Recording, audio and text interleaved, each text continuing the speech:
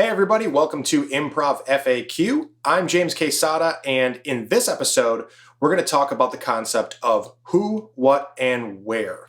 These three very important things that tend to be the focus of being established early in an improv scene, and we'll talk about how useful that is, or if it can be too clunky and lead people to cram a bunch of info into the top of a scene. So for starters, I do feel like the idea of establishing who, what, and where in a scene is incredibly valuable. It's probably one of the most valuable things to exercise.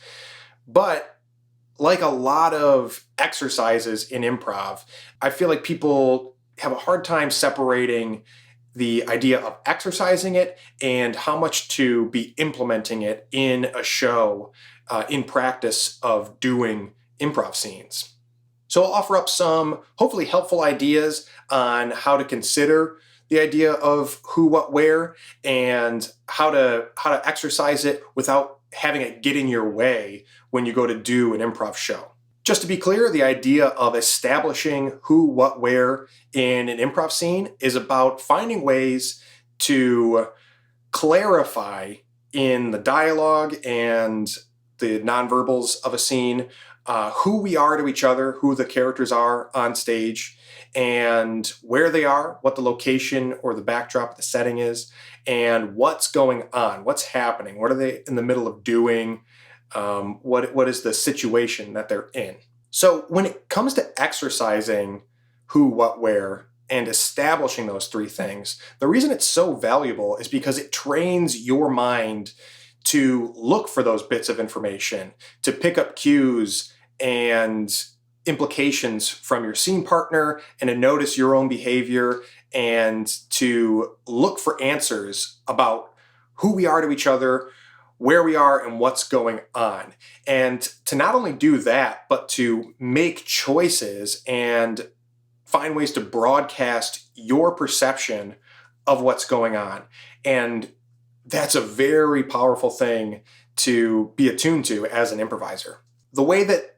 who, what, where is exercised comes in various packages. And one of the ways that it tends to be exercised is for improvisers to do scenes and have the goal of establishing the who, what, and where in just 3 lines of dialogue at the top of a scene. And here's where some of the questions or problems can come up, because while that's a really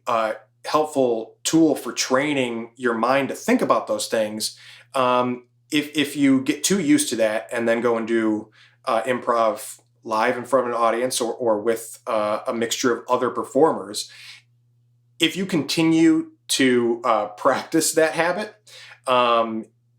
in your improv scenes, it might feel like you're just bogging down the top of your show or the top of your scenes with too much information. And it can kind of take away some of the organic development or natural progression of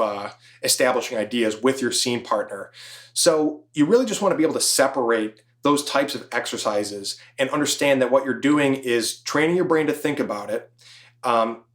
in a very focused way, so that you don't have to think about it so hard when you get on stage to actually improvise. Eventually, you'll play around with the order in which you explicitly establish the who, what, and where, and they don't always have to be front-loaded.